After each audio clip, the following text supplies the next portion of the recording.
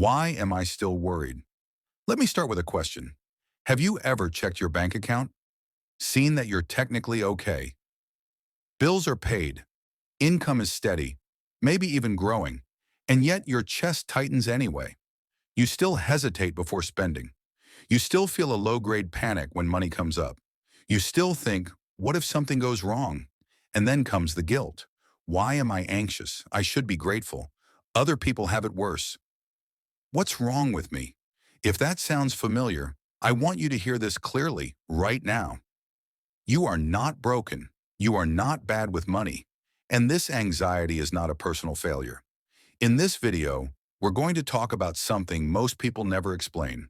Why money anxiety can stay even when your financial situation improves. Why it often hits professionals, creatives, and high earners the hardest. And how this anxiety is usually a form of scarcity conditioning, not reality. By the end, you'll understand why your nervous system reacts the way it does, and what you can actually do about it. The big reframe. This isn't about money. Here's the first mindset shift that changes everything.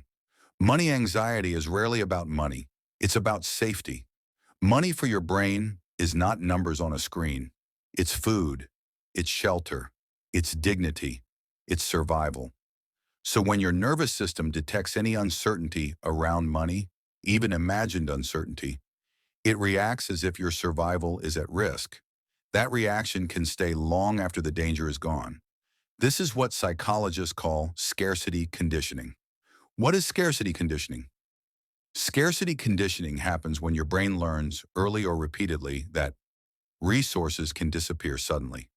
Stability as fragile safety depends on constant vigilance. It doesn't require extreme poverty.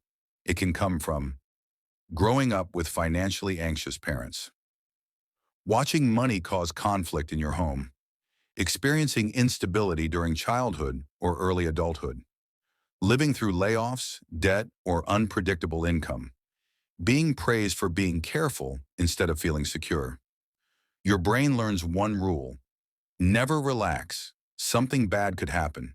And here's the key part most people miss. Your brain does not automatically update this rule when your income improves. Why doing fine doesn't turn off anxiety. Think of your nervous system like a smoke alarm. If it once went off during a real fire, it becomes sensitive. Later, burnt toast? Alarm. Steam from the shower? Alarm. Money anxiety works the same way. Even when your savings grow, your career stabilizes, your income increases, your nervous system still reacts to potential loss, not current safety. That's why high earners can feel just as anxious as low earners. Financial success doesn't guarantee peace. More money often doesn't fix the fear. The brain doesn't ask, "Are we okay today?" It asks, "Could we be unsafe tomorrow?" The biology behind it, simple but powerful. Let's make this concrete. Inside your brain is a system called the amygdala. Its job is to detect threats and keep you alive. It doesn't think logically. It reacts emotionally and physically. When money has ever been linked to stress or danger, your amygdala remembers that association. So when you spend money, think about the future, face uncertainty, your body might respond with tight chest racing thoughts, over-planning avoidance or obsession. This is not weakness. This is a nervous system doing its job, just on outdated information. Why smart, successful people struggle most? Here's something fascinating. People who are highly conscientious, creative, intelligent, responsible are often more vulnerable to money anxiety. Why? Because they can imagine future risks very vividly. Your brain says, what if income drops? What if I get sick? What if I mess this up? And instead of calming yourself, your intelligence fuels the anxiety. You don't just worry, you simulate disasters. This is why money anxiety often shows up as oversaving but never feeling safe, difficulty enjoying money, feeling behind despite objective success, scarcity conditioning versus real financial risk. This part matters. Not all money anxiety is irrational. Real financial stress exists. Structural inequality exists. Uncertainty exists, but scarcity conditioning feels different. Here's how you can tell the difference. Real risk responds to planning and preparation, improves with clarity, is situation-specific scarcity conditioning, persists even with safety nets, feels vague and constant, triggers shame and self-blame. If you've done everything right and still feel unsafe, that's conditioning. Tool 1, separate feelings from facts. The first practical step is learning to separate emotional signals from objective reality. Try this. When anxiety hits, ask yourself, what am I feeling? What are the actual numbers? What evidence do I have that I'm unsafe right now? You're not trying to dismiss the feeling. You're teaching your brain to update its data. Say, I feel anxious, but today I am supported. Repeat this often. Your nervous system learns through repetition. Tool 2, build a safety signal. Your brain needs visible proof of safety, not vague reassurance, concrete signals, examples, a clearly labeled emergency fund, a written plan for what if income drops, automatic savings reduces vigilance. The goal isn't control. The goal is telling your nervous system there is a buffer, you can rest. Tool 3, practice safe spending. Many people with money anxiety either avoid spending entirely or swing between restriction and guilt. Instead, practice intentional, safe spending.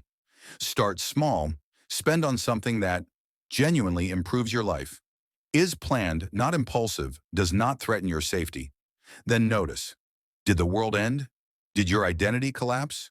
You're retraining your nervous system to associate spending with survival, not danger. Important caveats: if you have ADHD trauma history, high sensitivity, chronic stress, money anxiety may feel more intense. That doesn't mean you're worse at managing money. It means your nervous system processes risk differently. In these cases, therapy, somatic regulation, trauma-informed coaching can be incredibly helpful. This is not a mindset problem alone. Self-compassion, this part matters most. Let me say this gently. If you feel anxious about money, it means you learned to survive. At some point, being alert kept you safe. Now your task isn't to shame that part of you. It's to update it. You can say, thank you for protecting me. I'm safer now. That's how healing actually works. What to remember. Let's summarize. Money anxiety is about safety, not numbers. Scarcity conditioning keeps your nervous system on high alert.